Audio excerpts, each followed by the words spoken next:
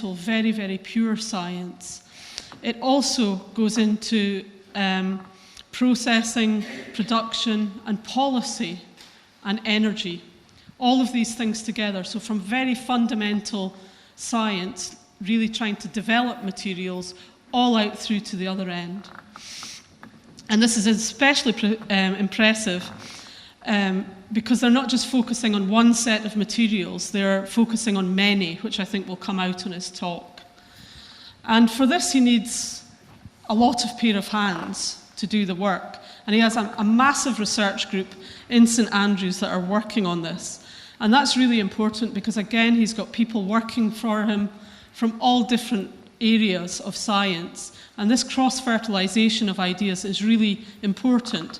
And it's something that both John and I recognise, because neither of us consider ourselves as pure physicists or pure chemists, I think it would be true to say, but some kind of hybrid of the two. His expertise in energy material is not only deep, therefore it's also exceptionally broad. And of special note is his work on fuel cells and energy conversion, which he no doubt will touch on here today. So just to give a little bit of biography for John as a way of introduction, his first degree was that hybrid. It was chemical physics at the University of Edinburgh, followed by a DPhil at the University of Ulster, working on photoelectrochemistry.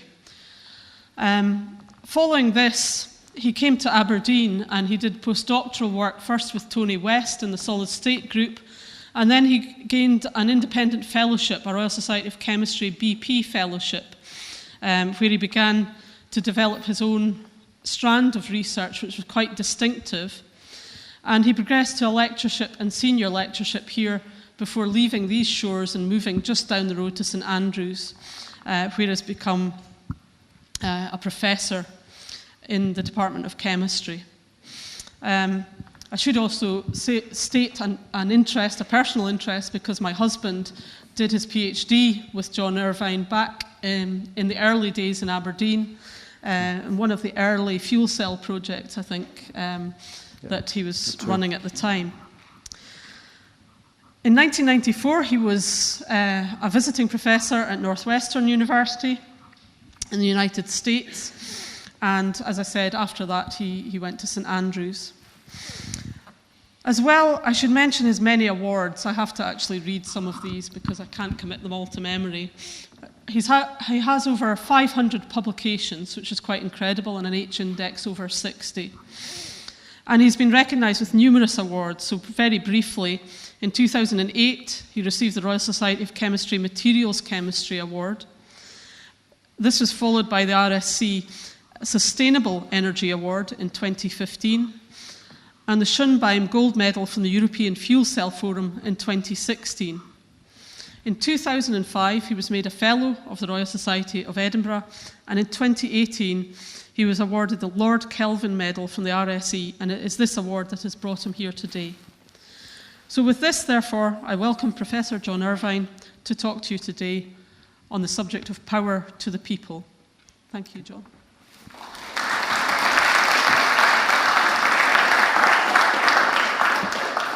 Yeah, thank you very much. You mentioned not saying too much, but you probably did. Yeah, it's great to be here. I spent, I think, 8 years in Aberdeen, a very important part of my career. Yeah, I'm not quite sure if I'm a chemist or a physicist. I'm also not sure if I'm a material scientist. And slowly we're becoming engineers. I'm not particularly good at any of these, but I think being able to do them all is quite helpful. Special thanks to the RSE, and I think that the BP award, the RSE BP award, was a thing that really kicked my career off and gave me a little bit of independence. And I guess when Ian and Duncan started on the fuel cell work with us. So I thought I'd take the opportunity to talk talk more broadly about energy and energy policy and opportunities. We're really at a very challenging and a very exciting time. And there's a lot of bad information out there, and there's a lot of good possibilities, and there's an eagerness to fund. So it's an important place to be for for researchers. Not only can you do some good research, you can actually get some decent funding. But you've got to take the rough times with the good times. And I work on the principle, if you throw enough mud, some of it sticks. So I've thrown a lot of mud over the years. So perhaps just to start with the RSE, Scotland's Energy Future that came out in June of last year. So this is a report that actually I'm a little bit disappointed about. So that's part of the theme for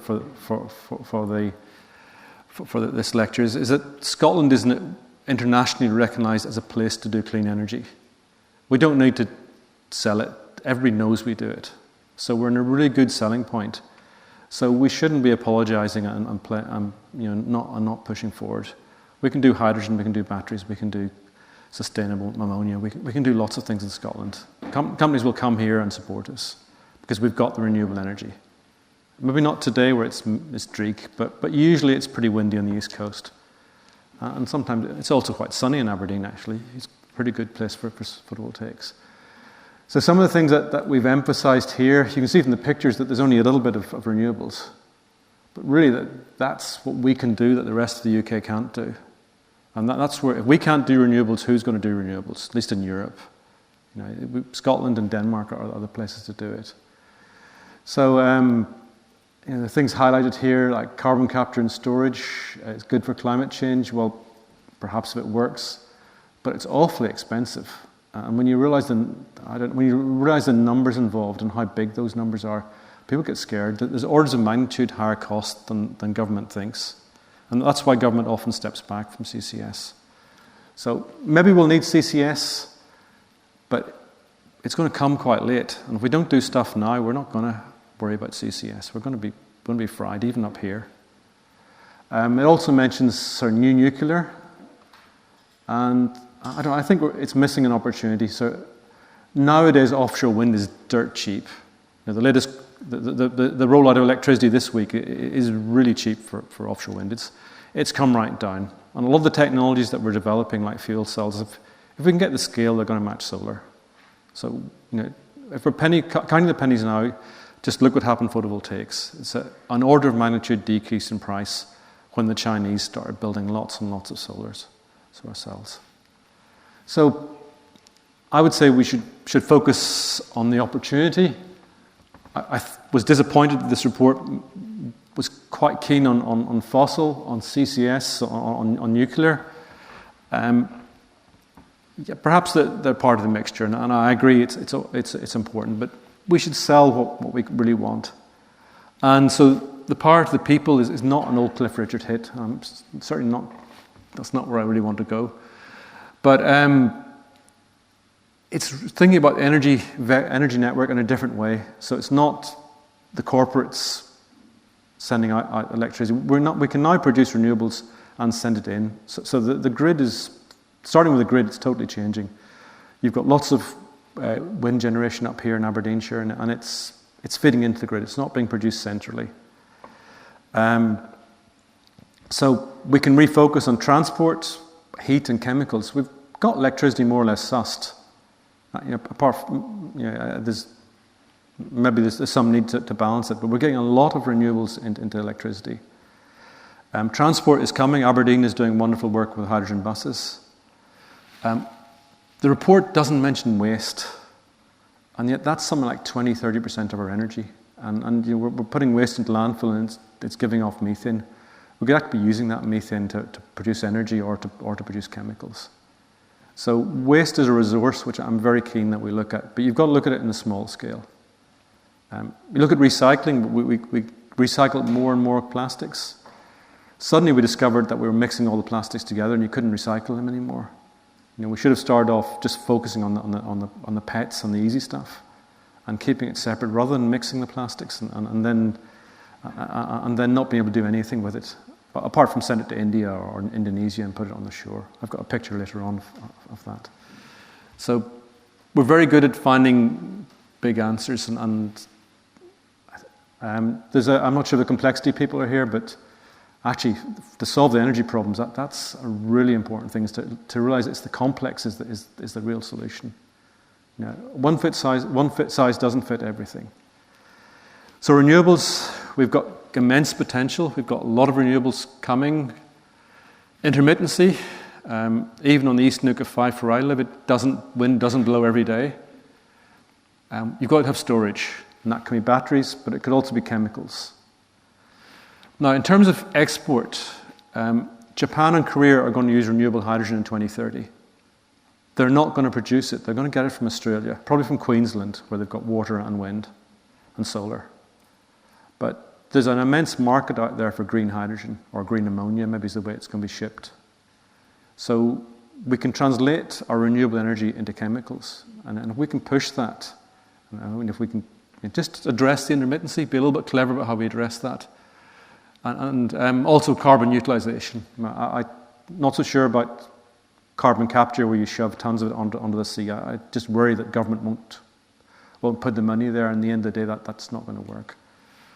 And then if we can do things to save CO2 now, we can't wait.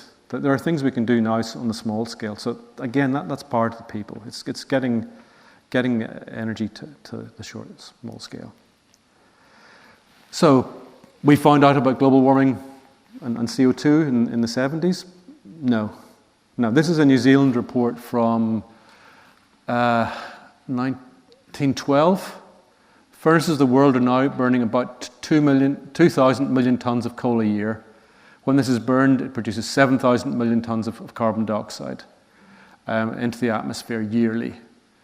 This tends to make the air a more effective blanket for the Earth and to raise its temperature. The effect may be considerable in a few centuries. So we knew we should have known global warming was coming. This was a local paper in New Zealand. It's not, if we wanted to, we could have addressed this. But cheap energy, lots of companies making money, we didn't really want to address it. And we could have been more careful. And that's why the small answers are good. So what do we do about global warming? Efficiency, better utilization is an important thing. Renewables and clean energy is really important. And now there's a lot of talk about changing our habits and changing what we do. And that's good, but sometimes we're told to change things that aren't actually so good. And I'll come to one of those that's quite close to home. Sequestration. At the end of the day, that may be the only answer, is to use fossil energy and put the CO2 underground. But it takes so much money, it doesn't give us a chance to do some of the other things.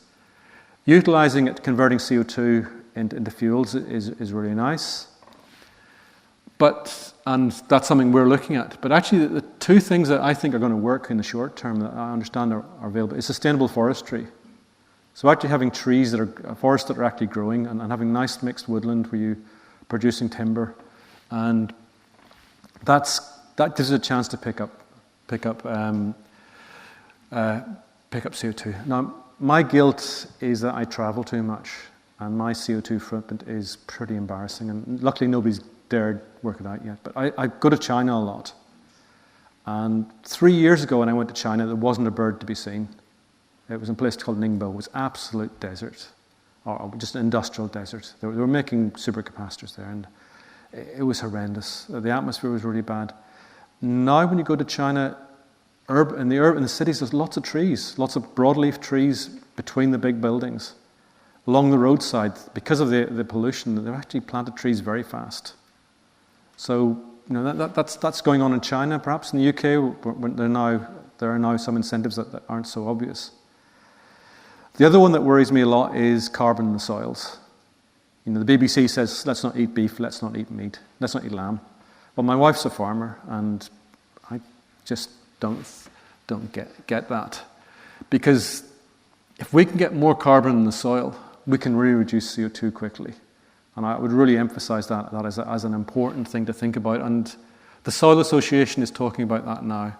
And in Scotland, at least, ruminants are probably the best way of increasing the carbon in the soil. So you can talk about how much methane a cow produces, but let's look at how much CO2 the grass it eats is capturing, how much goes into the soil, and actually look at the whole system. And that's a really good illustration for how we should think about energy as a whole. Now, if we just look at one element, we can get the wrong answer. We have to look at the broad picture and the whole system, how everything contributes together. So if you're using batteries and you're not using them to store the right energy, they're not going to benefit. If you use batteries to have more renewables, then it's a big thing. So here you have the sheep and producing worms and organic matter, fungi and such things. Now, in terms of farming, you've got the potential that you could have, and there's a strong soil, always has been a strong soil activity in Aberdeen, and I think that's something we should do a lot better in the UK. In the US, they're actually quite good at this. So through management, production, there's studies in Texas about ranch grazing. So over the last 30 years, they've had ranches where you only graze for 1 or 2 days, and then you move the cattle onto the next paddock. And they've measured how the CO2 goes deeper and deeper into the soil. Now, if you start paying farmers for how much carbon's in their soil, they'll start doing things. Farmers will do almost anything if you pay them. I'm sure. And this is a cartoon I like. This is really what's going on in the soil. You've got the roots, the fungi, and you've got the decaying rat and the nematodes and beetles eating them. And then this takes me back to where I lived. I lived near Old Meldrum when I was up here, and we had our first farm was up here, and it looked a bit like this. We actually did milk the cow, and we had time to do some dairy, and even had some kids in swings. So that's okay. It's a little bit on the organic side, but it doesn't have to be. But it's less intensive. The numbers that are calculating how bad beef is from these feedlots in the US. Or even the dairies in the UK, where you bring the cows are all locked up and you bring the food to them. If you have them interacting with the ecosystem, it's actually a really good thing. If you have them in feedlots and they're feeding them corn, it's disastrous. And okay, there's a lot of arable up in Aberdeenshire, but a lot of megaforms. And I know when I climb the fence from our grassland and walk on the stubble field, there's no give in the soil. It's not been managed for the carbon over the years. So that's something we can do, and that's something I'll highlight. And that's a little bit different, but I think that the system is really important for energy. And then there's a lot of politics that can be involved in that. I'm not going to go into that just now, but there's a slight hum on the internet, on the microphone. But essentially, if you give farmers money, they'll change very quickly. You've seen how many wind farms are up on farmers' properties. Universities like ours are not quite so quick. They build too big a windmill, and the RAF complains about it. And we still haven't got our windmills yet in St Andrews, but we're hoping to do that. So, let's say we can reduce. So let's think about renewables and how we best use that, and how the broad system might be. So again, this is our farm in Fife, and we had the first windmill in the area, 5 kilowatts. So it's just about enough, but it's as much as we use. But our neighbours now have got lots of big windmills around us, and there's going to be more coming. So here's Fife Ness. So it's about 5 miles from St Andrews, 5 miles from where I live, and this is St Andrews Bay, and highlight the interesting structure between the fluid and the solid. And in electrochemistry, that's the active area. It's this structure that I'll be talking about later on in the lecture. It's the intricate structure between the gas that you're using in the fuel cell and the electrode and electrolyte that you're using. But here, the point is, there's plans for offshore wind here, and there are a number of big farms coming on, but in the Forth Fife Valley, we're talking about 5 gigawatts. And when that's all on, that's more power than Scotland needs. So that's 5 gigawatts of new renewables that we could use if we could do something with it. And there's about 2 or 3 of those actually being built at the moment. So there are 3 different waves. You could feed the electricity into the grid. That's Torness down here at the bottom. But there's also Dunbar Cement Works. So the major CO2 producer in Scotland. And that's about 7% of global CO2 comes from cement. So if you can utilise that carbon using the renewable energy, then you've got a way of storing that utilising that carbon. You could make fuels, you could make green diesel or green gas, or you could make chemicals, and you could sequester it into plastics, which don't come from oil. And the really important thing to think about when we're talking about systems is that energy is not electricity. It's heat, it's chemicals, and it's transport. And we're doing electricity pretty well. The Scottish Government has been very bold about how it's going to have green transport. So we're getting there. Heat is more difficult, and there's a lot of talk about using hydrogen for heat, but heat is the lowest value energy. So if you have transport, your hydrogen is worth 9 times as much as it is if it's used for heat. So first thing to do with heat is to take all the inefficiencies in your system and use that for the heat. And if you've got spare gas, use that for heat. But UK government's talking about solving it by burning hydrogen from CCS for heat. And that worries me because it's very expensive, and it's also you're using your prime energy for the lowest value.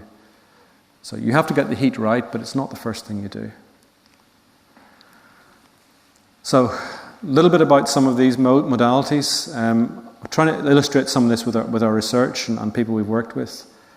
We'll just start with fuel cells, which I've been working on since my Aberdeen days, probably 30 years ago. So a fuel cell electrochemically combusts a fuel. And the key thing about that is it's got much higher efficiency than an internal combustion engine under most conditions. It's very scalable. So on a megawatt scale, you can get this high efficiency. You can't approach that by a thermal method. They're decentralized. They're quite fuel flexible, but they're also silent, they're clean, and the electricity quality is really good. So you can use them for transport, you can use it for stationary, perhaps portable. There's a lot of hydrogen used in forklift trucks because they go further. It goes further than batteries, and it doesn't emit fumes indoors. And there are some premium applications like military and leisure. And a fuel cell works by feeding in fuel, hydrogen or natural gas. And here it's an oxide conductor, and that converts the fuel, takes the air through, produces oxide ions, takes away, and then the oxide ions react with the fuel and yield electrons at the anode, and you get water and CO2 produced. But the key thing is it's highly efficient, and you can use green fuels with it. Now, people always say, when is this technology coming? Well, it's kind of here. You've got buses running on the streets in Aberdeen. Those are pretty much commercial. Bloom in the US are doing solid oxides. And you'll look at this, and this I believe is in Google. So this is on the front of Google headquarters, and they have their own solid oxide fuel cell system. And that gives them quality power, and they're using natural gas to produce that in California. Where the technologies become really important is they're selling electricity at 10 cents a kilowatt hour. Now, if you look at European or UK bids, they often say we're going to sell a fuel cell stack at so many £1,000 a kilowatt. That's not really of any relevance, because if your stack doesn't last for a year, it's not any use to you. So if you can produce electricity cheaper than the grid, then it becomes really interesting. And if you can produce hydrogen cheaper than the grid, now we're talking about the price of hydrogen and electrons, and that's really important.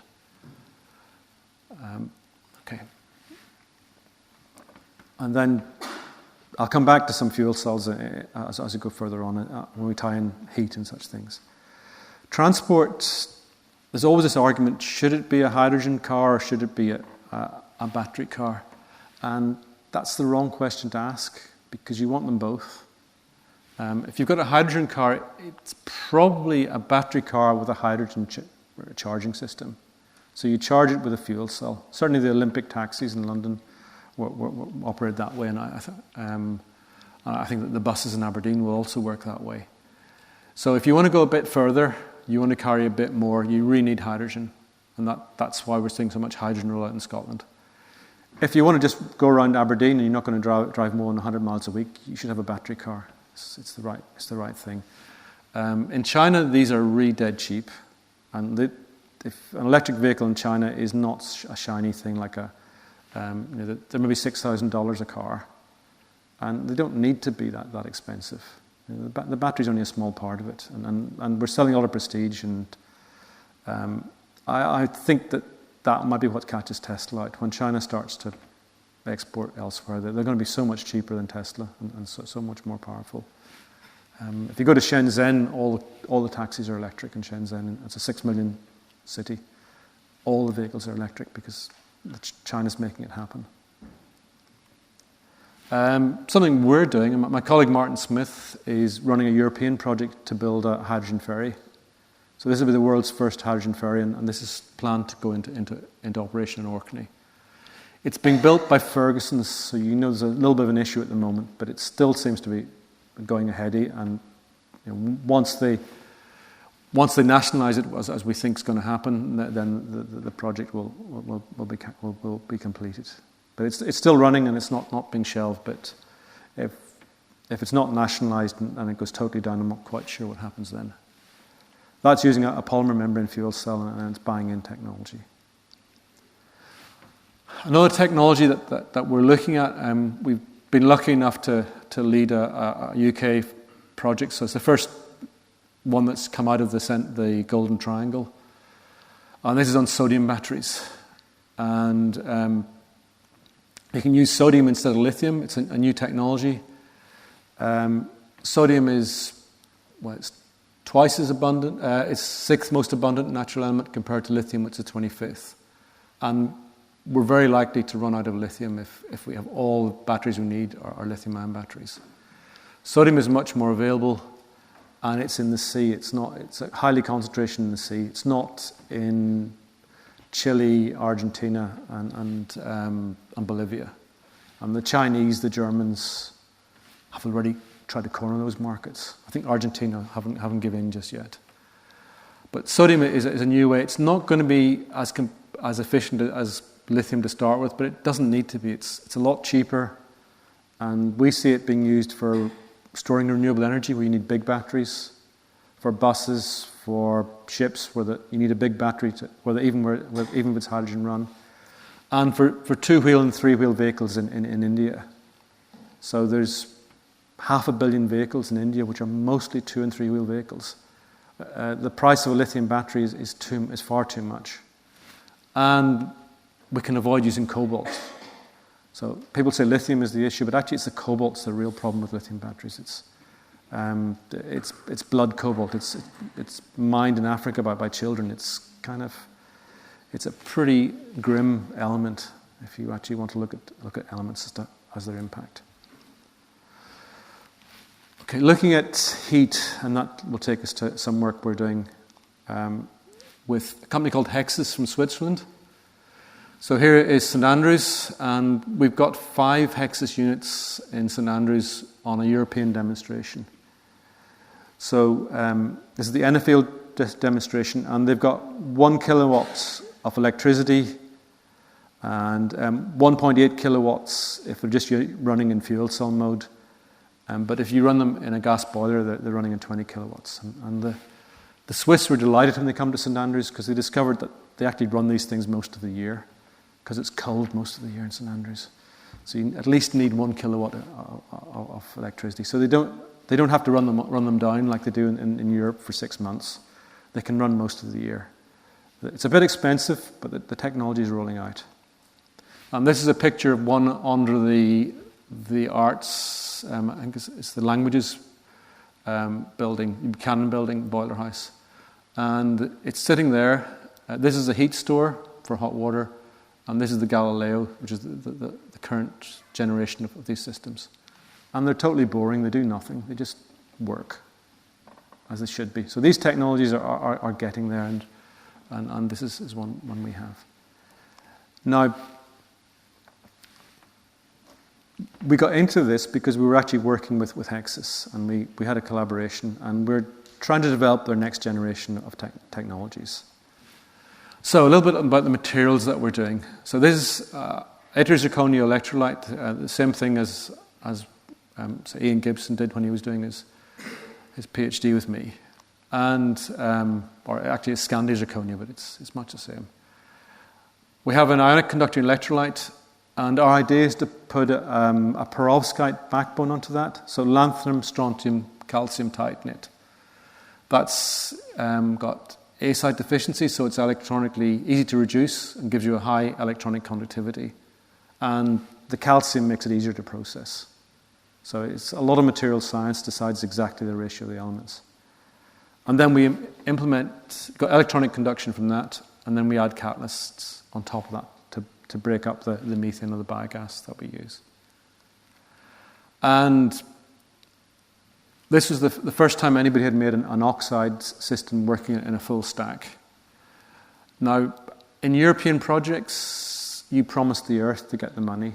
So hopefully we'll still have to be able to do that after today's events. But you promise the earth, and then after 35 months, you realize you haven't actually did what you promised. So you have a go and you send a PhD student to Switzerland for a month, and you never know, it might work. Well, normally it doesn't, but this time it did work.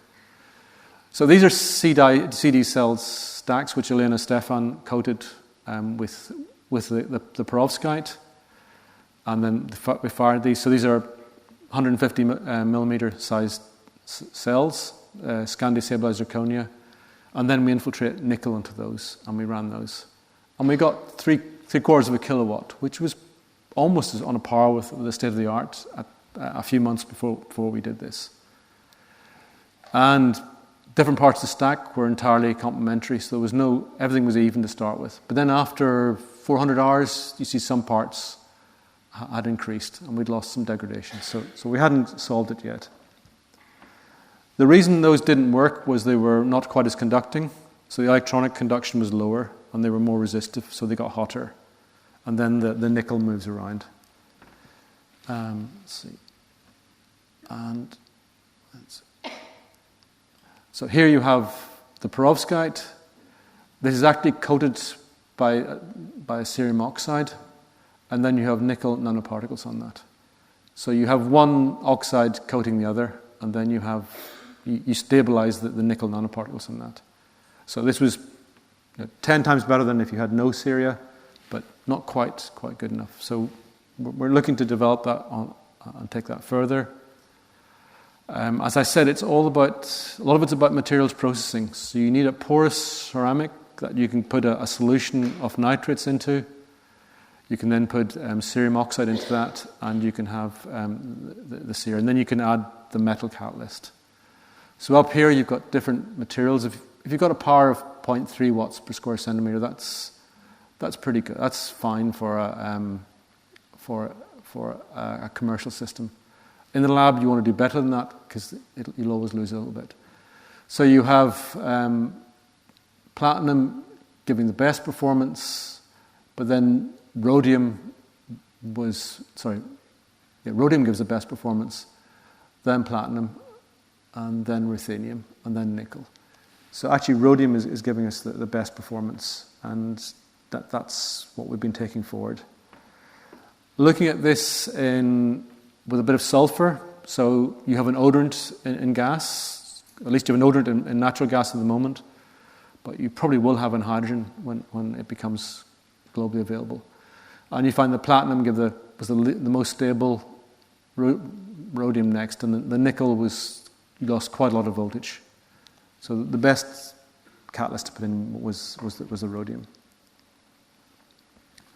Where the rhodium really works is when we took this and we ran it for 3,000 hours under industrial conditions, and that's got a degradation rate of, for a first experiment, 1.9% per kilowatt hour.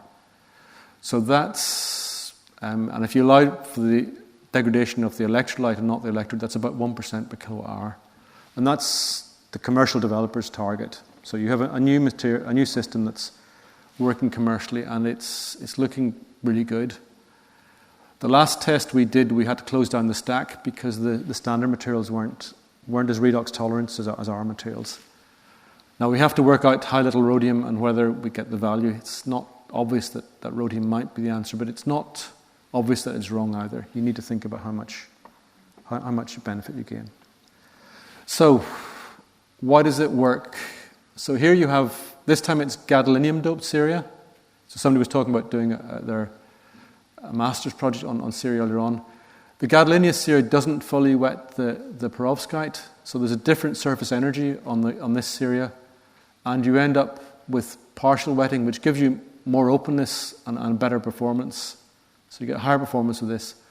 But the rhodium is pinned to the ceria, not to the perovskite. And you can see here you've got the rhodium on top of the ceria, on top of the titanate. And that's how you pin it and stop it moving around. The problem with these systems is that they would run around and you'd end up with big particles and you would lose the performance. Right, so storage, we've talked about batteries. Chemicals are something that are really interesting. And gives me a chance to highlight some work that we've done on lanthanum calcium titanate doped with nickel. So this is work by Dragos and J. Ham Young in particular. So our X solution concept is based on comparing this with a normal catalyst infiltration. So normally when you infiltrate a catalyst, you put a solution of nitrates or chlorides, you decompose that, you dry them out, and you form the metal oxide or the metal. And these are prepared by infiltration. And you're relying on a very nice interaction with the substrate. So you're relying that the catalyst-substrate interaction stabilizes and stops the particles moving around. And in this area, we were able to do that quite a lot. But it's not intrinsically the best way. The other way is if you embed your catalyst in the surface and you let it grow out. So you dope the material with nickel or platinum or rhodium, and you let the particles grow out. And they come out where you want them, and you have these emergent nanoparticles. And this has been it's really quite a hot area at the moment. There's a lot of people working on it. And that's good. So here you have, let's not say, it could be a typical surface. Sometimes you need to play with the chemistry quite a lot. So if you look at this as a perovskite, it should be A, B, O3. So if B is 1, you're 0.8 on the A site. And that just makes it easier to reduce. The defect chemistry is easier to lose oxygen. And it also facilitates the emergence. It makes it, if you lose some B site ions, the actual stoichiometry becomes better and you end up with a more stable X solution. So here you have the nanoparticles on the surface, and they're very clean to come out on this cleaved surface, which is a normal perovskite surface. And the particle is not sitting on the surface, it's sitting in the surface. So think of a ball in the swimming pool.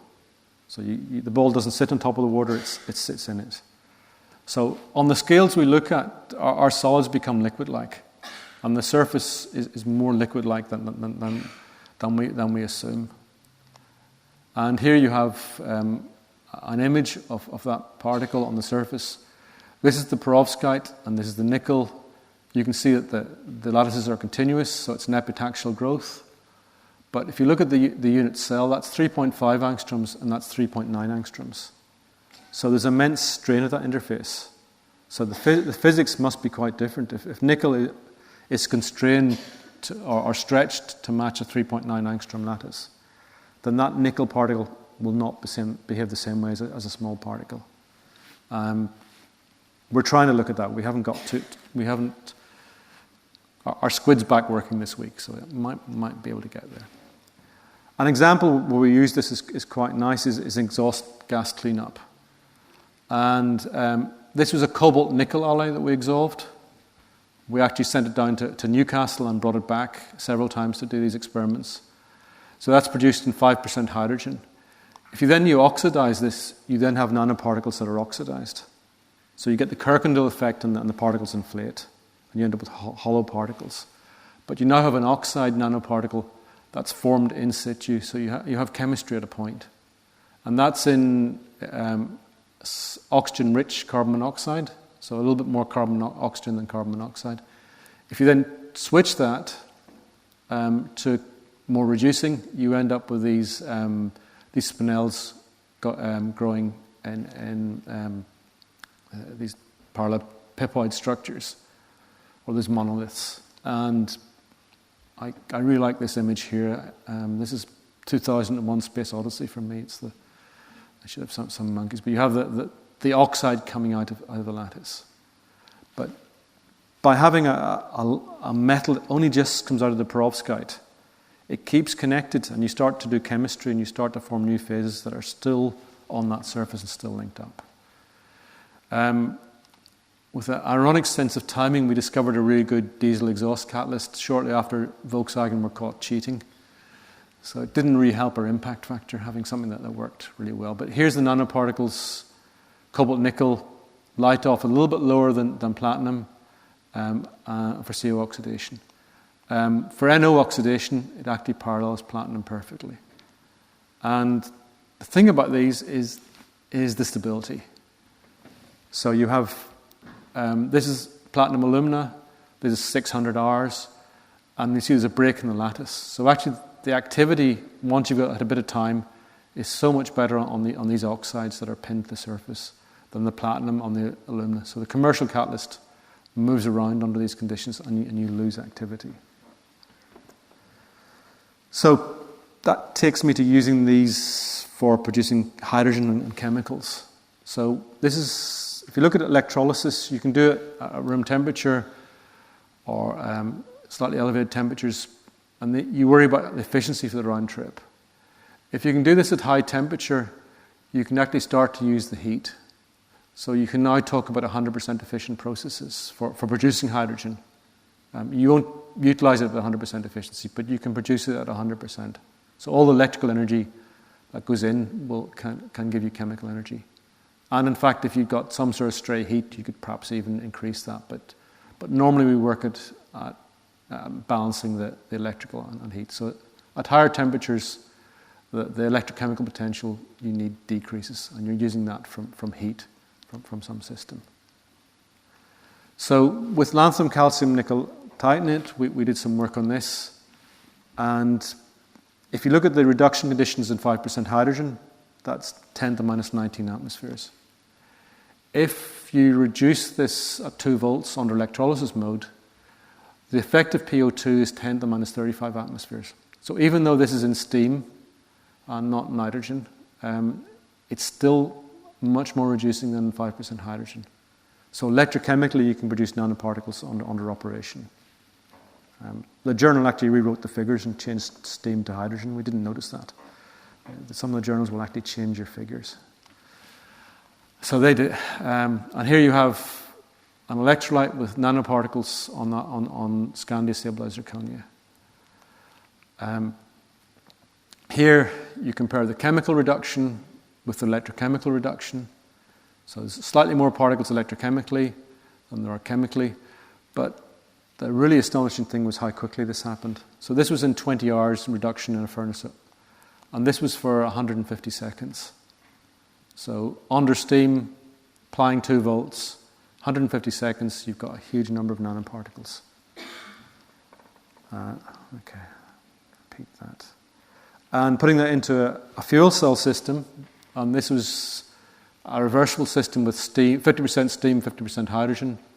So on the fuel cell side, you're getting 3 amps per square centimeter at 900, which is a really quite a high current. Again, on the electrolysis side, again, you're getting really high currents. And the air electrode was lanthanum manganite. So actually, the performance was not limited by the new electrode so much as the counter electrode that we used. And then for hydrogen production, you can produce hydrogen on this from pure steam or steam diluted with nitrogen. And 3 amps per square centimeter is pretty much the world record at 1.35 volts is where you're balancing the endothermicity and the exothermicity. So you're using the internal heating to give you the heat. So that gives you 100% chemical to electrical efficiency. So we're proving that some new materials can actually compete on a commercial system. The other thing is, if you think about applying 2 volts to generate nanoparticles, the problem with fuel cells now at the moment is how long they can make them to run. If you can make a fuel cell stack run for 5 years, you're making lots of money. If it runs for 2 years, you have to replace the stack. You're losing money. So that's the commercial pinch point. If you can apply 2 volts every year and you can regenerate your electrodes, then you can then have a new way of extending the life without having to rebuild it. Okay, looking at other ways of carrying hydrogen. Hydrogen doesn't move around that well. It's got a fairly low density. Maitland Mackey was a great champion for ammonia in Rothy Norman, and we had talks about could we use wind to produce ammonia there, and that's something we should really be doing in Scotland. It's the right thing to do. But you can produce methane, hydrocarbons. You can produce diesel, and these are all hydrogen carriers if they're green. And for shipping, for example, for an Orkney ferry, it's great because you're only going maybe five miles. If you want to go across the Atlantic, you're going to run out of hydrogen. But if you've got ammonia, that's a liquid that's much more dense and energy dense, and that's a very serious way of fueling. And if you can do that electrochemically, you don't produce NOx. So ammonia in agriculture, I'll just say a few words about that. I'm not mentioning the work we've been doing in that, but it's one of the important industrial chemicals. It's widely used in agriculture, and it's now produced from fossil fuels. So if you can produce ammonia in the North Sea from renewable wind, then you displace fossil fuel resources and you remove a lot of CO2 from the atmosphere. And you can do green farming. Historically, we used to produce ammonia in Norsk Hydro, and they had a 300, 400 megawatt electrolysis system working from 1930 until 1970. We don't have 400 megawatt systems working at the moment. The nice thing about hydro is it's absolutely flat. So no intermittency, you've got continuous power and you can produce hydrogen throughout. The guys in Mackey's were very keen on direct injection of ammonia, and in the US that's how you do it. So you don't even have to process the ammonia, you could use it directly on farmland. And there's some arguments that if the soil condition is right, that's actually got less runoff than conventional fertilizers. Okay, looking at CO2 conversion, you can buy a commercial CO2 electrolyzer from Haldor Topsoe. So in the US, they're selling this to chemical plants, and their sales pitch is all about pressing a button and producing carbon monoxide. So you don't want large tanks of carbon monoxide, you don't want shiploads of carbon dioxide, so they convert CO2 as they need it. So converting CO2 to carbon monoxide is you can reduce CO2 to carbon monoxide on solid oxide electrolysis. So rather than steam, you can feed CO2 in. Again, it works better at higher temperatures and you can absorb the heat. So we've been looking at that and doing that. And again, the idea is very much, if we've got all this power, can we stabilize that and use that to convert CO2 from the cement works? And that's something I'd love to do before I retire, to try and address that problem. And again, we can do direct CO2 electrolysis if we use alternative materials. You can run CO2 directly. If you use the conventional materials, that doesn't work. But you can directly reduce CO2. And again, we're looking to use our nanoparticles. So this was some work on switching that we did a year or so ago. When you go to 2 volts, you can see the performance kicks in, 2.2 volts, and you get much lower resistance here on this axis. And here you've got pure CO2 and producing nanoparticles. So again, it's taking what we're doing on the nanoscale and trying to apply it to the macro scale. Okay, a few more thoughts about where we might go. I said we should save CO2 as soon as we can. And one that I really like is taking the gas grid and putting hydrogen into it. So the Germans are doing this on what's unfortunately called the Windgas project, although they changed the name after a little while. So this is where they've got a wind farm and they're generating, using electrolysis to produce hydrogen, and that goes into the gas grid. And if you've got 5-10% of hydrogen in natural gas, it's perfectly usable. And that's an awful lot of renewable electricity. It'll be a long time before the grid is a massive store of energy, and it's a really good way of storing intermittency. So if you start putting hydrogen into the gas grid, then you can save a lot of electricity. We can do that today.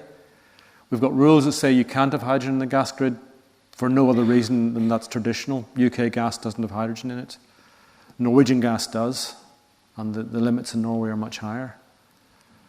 And ITM Power from Sheffield have been, they can give you pretty reliable hydrogen generation systems, and they're delivering the German project. You can also use biogas, and I know there's a big plant in Turriff, but there's a lot of biogas being produced from waste. So you can feed hydrogen and you can feed biogas into the gas grid, and you can start to see a green gas grid coming out of that. This was in India, and they were using a Lister engine from about 1930 to produce electricity with probably about 5% efficiency. So our fuel cells could produce electricity at 50% efficiency from the same gas mixes.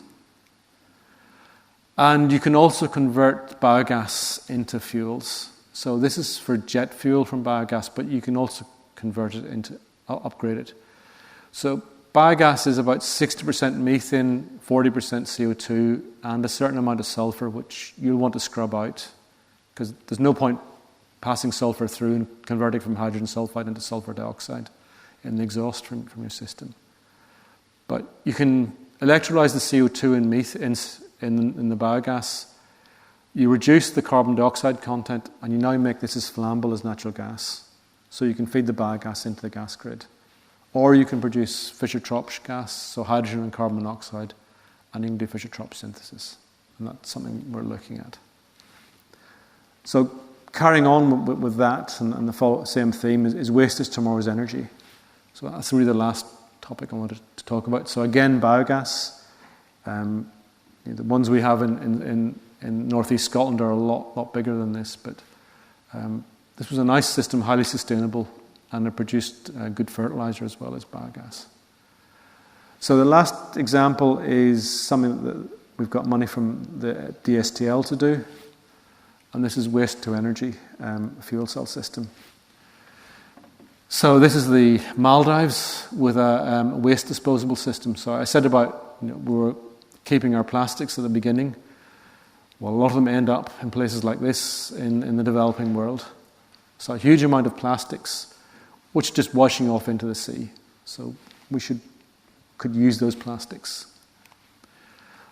With DSTL, their interest was Afghanistan. So you have army bases in Afghanistan. 5 years ago, you have to take fuel into those, and you have to take the waste out. So they were taking loads of wooden pallets and cooking stuff, which was essentially polystyrene. So when they analysed their waste, it was almost all wood pallets and polystyrene. And if they could use that to generate electricity on site, they need a lot less fuel, and they don't have to remove the waste. So you actually save people's lives. Right. It's a nice technology, and it's also something that's really relevant to the developing world. So we're getting money from DSTL to do something that might be useful in the developing world, but it's also money that maybe we can do some useful science with. Here we had a fuel cell system where you mix up the wood pellets, the polystyrene, you feed them into an auger. This feeds us onto a catalytic membrane that we can use a spinel actually to promote this, so it actually oxidizes the oils and the tars that you produce in the pyrolysis, and it removes those, and then you get carbon monoxide and hydrogen that you can use in the fuel cell. So looking at the anode development and making it more resistant to coking or tars. This slide wouldn't come out quite for me, but the important thing is this is the electrode backbone. So this is a zirconia skeleton. We infiltrate that with iron-doped lanthanum strontium titanate. So again, our active electrode material is this material here. We then reduce it with the biomass in operation, and we end up with nanoparticles of iron oxide. And iron oxides are great catalysts for carbon conversion and biomass conversion. So you're producing your nanoparticles in situ and under operation.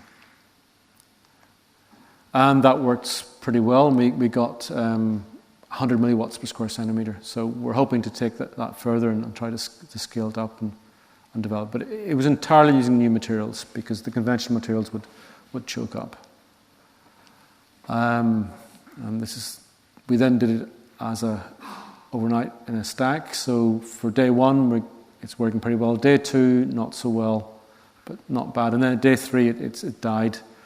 And that's because the carbon particles stuck on the way in. And when you heat carbon up, it becomes plastic and it can block feeds. So that's where it degraded. So I think that takes me to time. So most important, I'd like to thank my group and people like Paul Connor and Julie Payne and Martin Smith who helped drive this, and Aida who did the last part of the work. And just to thank EPSRC, the Royal Society, and the EU and the US for supporting this work. So most importantly from the EU is not the money, it's actually the people. And if you go around any of the small companies in this area throughout the UK, you'll see a third of the workforce are Europeans. And that's really important that we can try and keep that. And I think a lot of us in this room probably have similar opinions to me on that. So thank you for your attention. Thank you.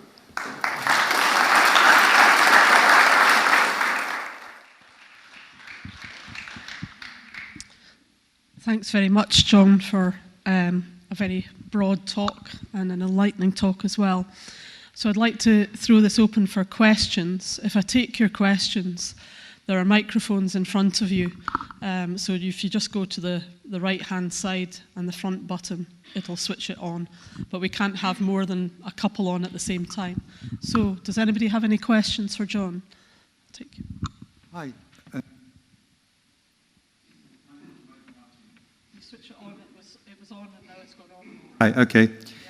Yeah, you mentioned Aberdeen and the hydrogen buses, and there's also the social enterprise co-wheels, which will rent you at a very reasonable rate, a hydrogen-powered Toyota, which is wonderful, and I do recommend that people do that.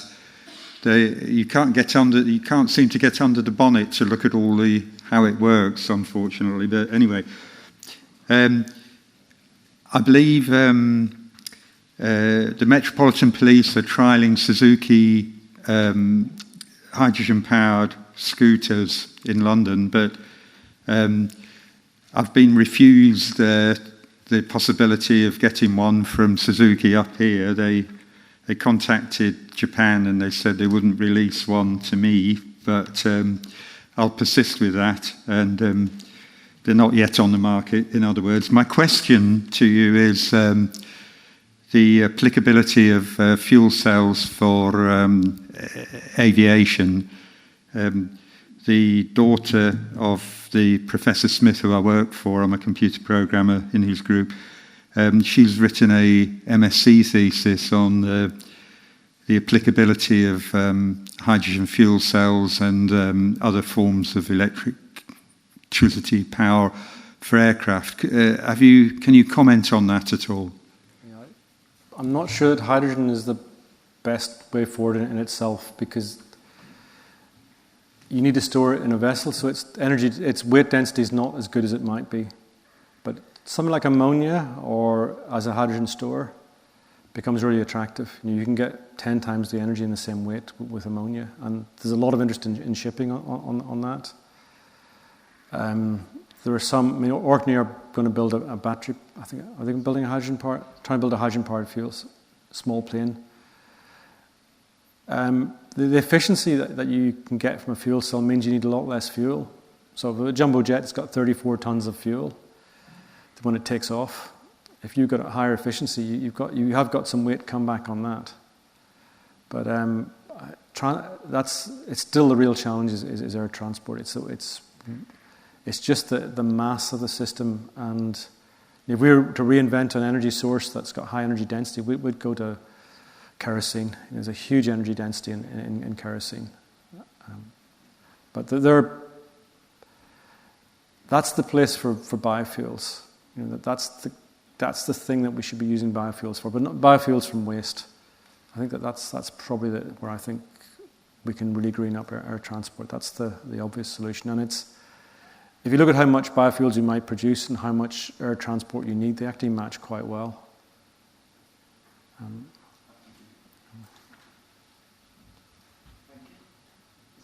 It's the front on the right-hand side. Okay, thank you. First of all, I'd like to thank you. It was amazing to hear your lecture. Second of all, as an urban geographer, I would like to add a note that I'm always surprised when electric cars are presented as energetically efficient. I would like to note that car culture in general and a need to have a car is energetically inefficient per se. Either cars are electric or non-electric. Why? Because cars are maintaining our current forms of cities that are very energetically inefficient.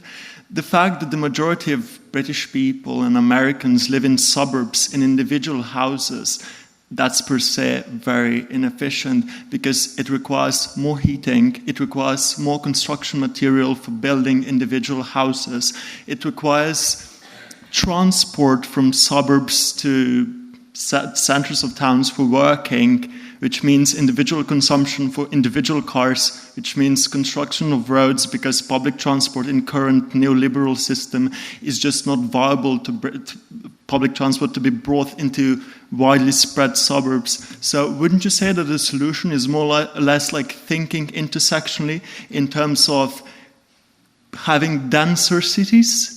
Having denser urban systems? No, I think you need to get real. Look at India. They're very proud of how large the population is. The amount of energy they use is minimal. You can't say India can't increase its energy usage because people are starving of energy in India. So the things like the electric scooters are really important in India. I think you have to be a little bit less idealistic. Certainly, there's a lot of things we can do that are a lot better, and we can use a lot more. But my car is now 7-8 years old, and probably not replacing it's a pretty good thing to do.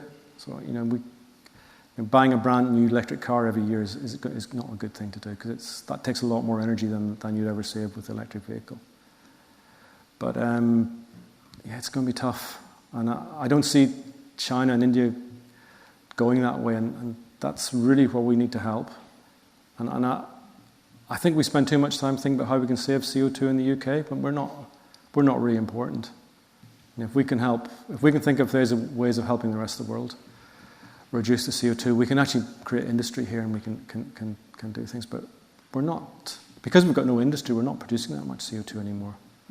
But you look at the Committee for Climate Change, they're very good at islanding and looking at the UK, but we're actually buying in soy meal from Amazon to feed our chickens. And they don't count that. So, I think, I take some of your points, but I think there's a lot of diversity and a lot of complexity, and if we can manage the complexity, it's a good way forward. But I'm happy to talk more about it later if you want. Thank you.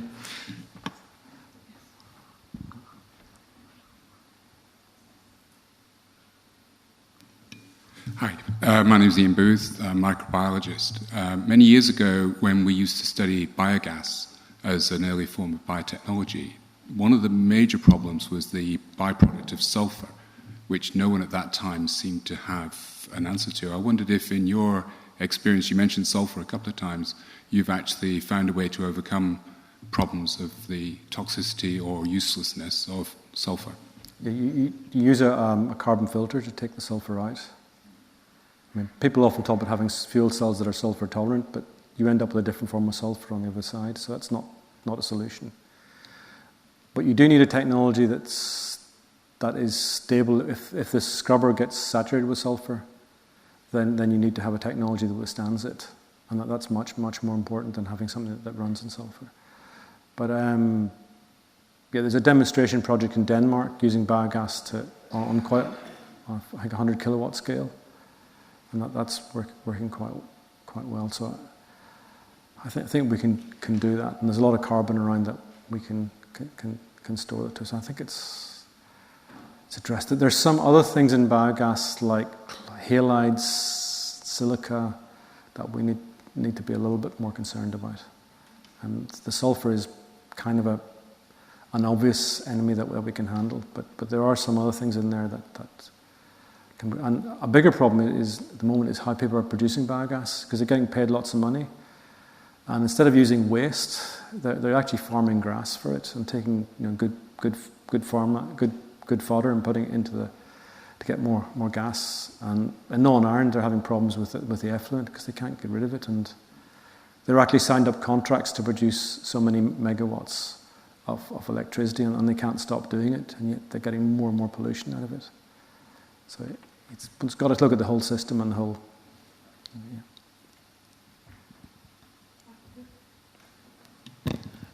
Sort of continuing from that last point, I was fortunate enough to be involved in a project where they were installing biogas plants across rural parts of India, and I think they were quite successful in rolling out the biogas plants, but a lot of them sort of fell into a state of disrepair and were poorly maintained. I was wondering if you could comment on how applicable small-scale kind of biogas units would be, maybe at sort of like a domestic scale, as opposed to as a way of utilising kind of like domestic waste. Would that be a thing for the future as well in Europe as well?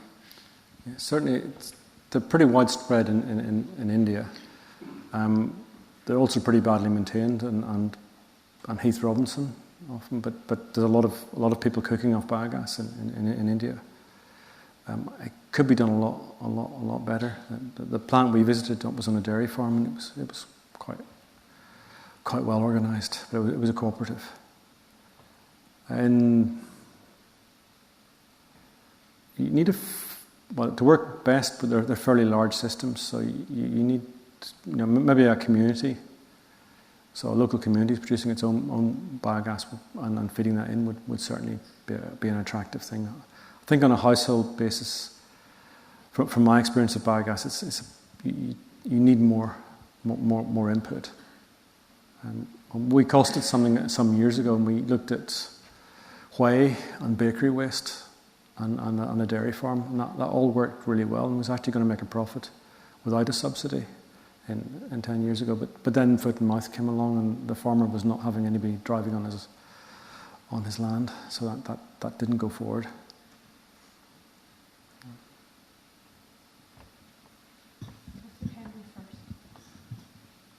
So is this on? Sorry. Okay, thank you very much for the fantastic lecture. I was going to ask, you mentioned about the energy usage of agriculture earlier in the talk, and also the fact of soil health. I was going to ask, what do you think the future of hydroponics and smart agriculture is, particularly with companies popping up such as Microsoft Azure and Dell Technologies? Do you think this will change energy usage in the future?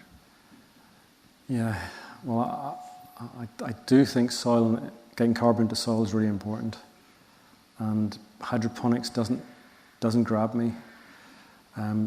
Use LED lights to produce the energy, and perhaps that can be efficient. My experience has been sort of high quality vegetables for high-end restaurants with hydroponics. I'm kind of an old-fashioned farmer at heart, and I would rather have things out. I'd rather see more plants and grass and my cows and sheep, and that's something you really need to look at the whole system. But it doesn't feel to me that hydroponics is really going to work, except for in cities where you haven't got enough area. So if you haven't got enough area to feed the people, then perhaps that's where it comes in. But if in terms of saving energy over conventional farming, I'm not certain it's going to help us. Thank you. Sir. Hi, I was just wondering, earlier in your talk, you said that using hydrogen in heating was a bit of a waste. It could be Yeah. better used in aviation or not aviation, Yeah. but transport. So what would you recommend for heating then? Yeah, well, I would. Yeah, well, my hydrogen grid, where you feed hydrogen and biogas and natural gas in immediately, is a good way forward. Any hydrogen you don't use for transport is great for heating. My objection was to use hydrogen for heat first, and then using something else for transport. So if you've got enough hydrogen, then you can do the heating. But just nervous that it's the lowest grade form of energy, and you were saying about having better organisation of the housing stock, better insulation. There's a lot of things that we can do to reduce the heat load. Heat pumps work pretty well. If you run a fuel cell with a heat pump, you can actually get more heat from your gas as well. I don't object to using hydrogen for heat, but I do object to making that the prime policy, and that's what the government south of the border is very keen, because they don't see a way of reducing CO2 from heating easily, and that looks to be easy. But if you take methane, you convert it into hydrogen, and then you burn that hydrogen, and there's a big cost. First of all, the CO2 sequestration it's going to take twice as much gas to heat the house. So you can see why the gas companies like it, because they're going to sell more gas, being cynical. If that hydrogen was produced by renewable electricity, then that argument doesn't hold, and then it starts to become really good. So I'm not intrinsically against using hydrogen for heat. Just very, very nervous about making that as the prime driver for hydrogen, I think. Do you think there's actually enough renewable energy to have that wastage to use for hydrogen? Not yet, but there's a lot. I mean, we've got 5 gigawatts offshore in Fife. There's a lot off in the Moray and off here that will be available. The question is, how can you restore that? You can do electrolysis to produce hydrogen, but the companies are not happy about doing that 30% of the time. So maybe it's superconducting magnetic energy storage. So you can actually store the electricity in another way. Batteries just aren't big enough to take in that league. But if you can smooth out the electricity and get the intermittency solved, then we probably do have enough renewables. But if just for electricity usage on its own, I can't see 5 gigawatts off my doorstep being of any use, because we have enough renewable electricity already there. We've got to think of ways of translating that and storing it and smoothing it. And those are big technology challenges. But if we can't do it in Scotland, where can we do it? That's the ambition I'd like to get across. Thanks for your excellent presentation. So you mentioned solar and wind energy. So I'm wondering whether the nuclear energy is another energy in the future. Yeah, it's interesting politics on nuclear. In Scotland, we're told no, but I can see Torness from my back door as well as the Forth. So we do produce a lot of nuclear electricity. It's hard. Even the French are concerned about the price of rebuilding nuclear. It's quite expensive, and if it's done by government, then you can see it working. But companies can't afford a 30-year payback on a system. So nuclear is really expensive. And personally, I don't see a lot of honesty in the way we handle nuclear. We're still not doing anything with the waste. And we started off with reactors that were built to make plutonium, not to produce electricity. So we've got a long history of misusing nuclear, and whilst I have no concerns against it, I can see it being a very valuable source. It's hard to see it happening. Politically, we haven't even in Britain, we haven't been that helpful. We've decided that we're not, with wind becoming much cheaper than it's really far cheaper than nuclear. So I'm not sure it's the way forward.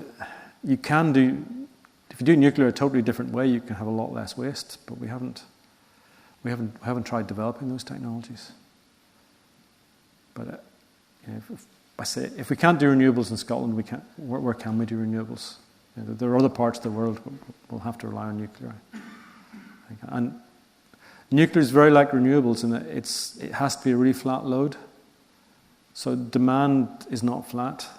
So renewables are highly spiky. Nuclear is very flat. So you have the same problems with energy storage with nuclear as you do with renewables. Maybe there's a way to put the two together that might work. Hello, good evening, and thank you very much for your talk again. My name's Javier Dominguez, and I am the managing director of a company called TWEVDA, which stands for Tidal and Wave Energy from Decommissionable Assets. I just wanted to say, well, one thing is that there is a car called Quantum. It's an electric car, and it's not about the electric car, but the technology that is behind it, which is based in salt water, and is apparently extremely efficient and something to look at. One more thing is that there is a Canadian company that is developing a technology injecting oxygen in the wells to obtain hydrogen from the hydrocarbons. I'm not sure how feasible this is, but they say it's good. And finally, I am developing a tidal and wave generator which has a capability of producing from 65 to 80 megawatt of clean energy, according to the University of Aberdeen, who performed a technical feasibility study. And I wanted to repurpose some offshore assets, and one of those are the pipelines.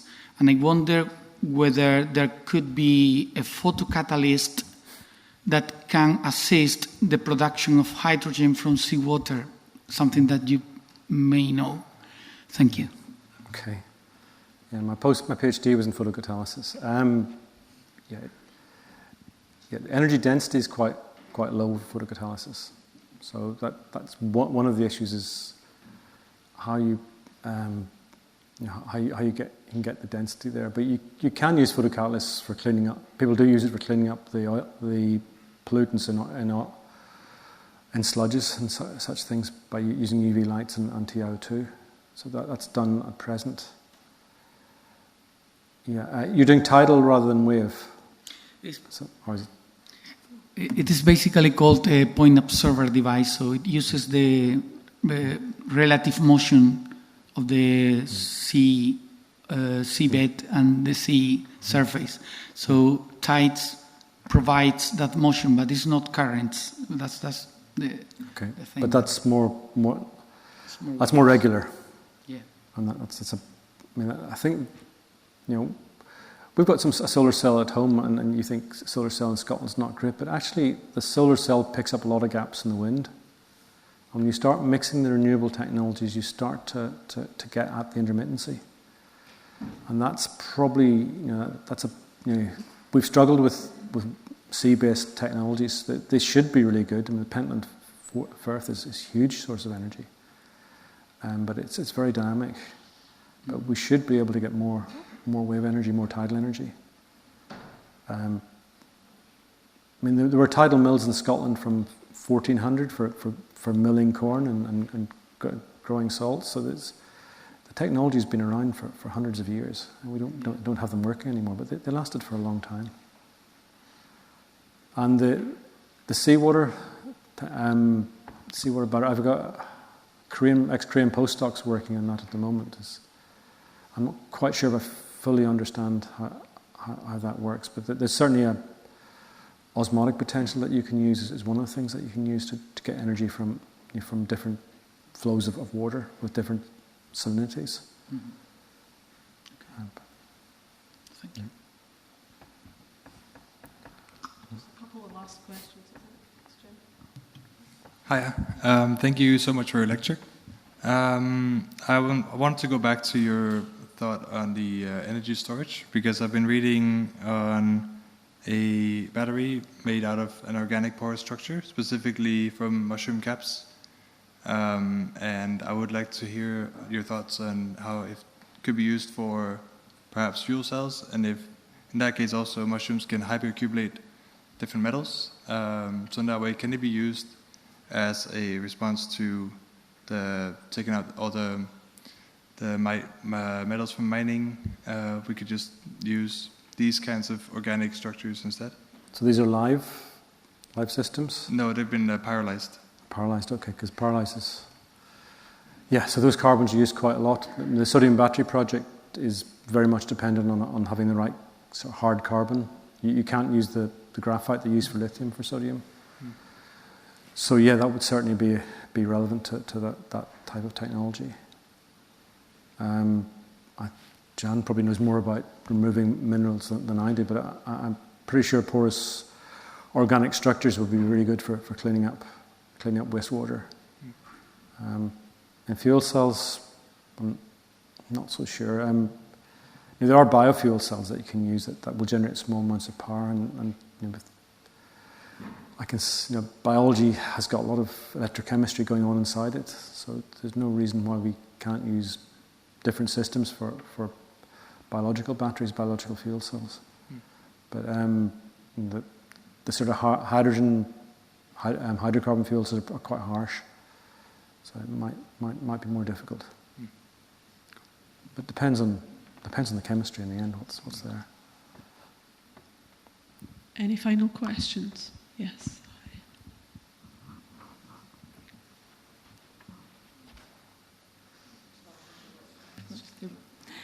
Thank you very much again. My name's Alison Murray, and I am a mere clinician, not a physicist or a chemist, so excuse this very general question.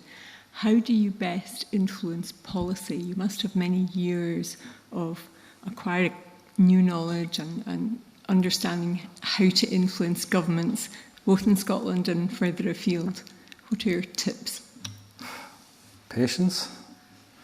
When I was a PhD student, I was told osmosis is a very good form of learning. So if you tell the student enough times, it eventually gets through. I think for policy, you've got to really have a lot of osmosis to get the message through. The hydrogen buses here are great. Dundee's rolling out. We're actually doing stuff, and the Scottish government at the moment is talking about having no internal combustion transport in the bus fleet or the council fleet, and so they're starting to get the message and show that we have to demonstrate things. So it's taken a long time, but it's been 20 years that we've been talking, and getting things out there. It is important that you don't make mistakes. Some people will say anything you do with hydrogen is great. It shows the technology is getting out there, but just one thing goes wrong, then you're in trouble, and that has happened a little bit. So people are not talking about it, but you need to make sure to do the right things. So I think just keeping on doing the right things, showing it works. I tried to persuade the government that burning draff was not a clever idea, and because our cows like to eat distillery grains, and I quite like feeding them. It seems quite nice. But they decided that they'd give her a subsidy to burn that, and Chris Stark, who's in charge of climate change, was responsible for that. And the guys didn't listen. And when I go home tonight, we'll find all the draff in Fife that hasn't been burned and has gone to rot, and my local farmers have been spreading on the fields, and it stinks of high heaven. So sometimes you win, sometimes you don't, but you have to keep on trying. I think that's a very appropriate message to finish on tonight. So sometimes you win, sometimes you lose, but keep going on. I'd like to thank you all for coming this evening. I'd like to thank the Royal Society of Edinburgh for organising this event tonight.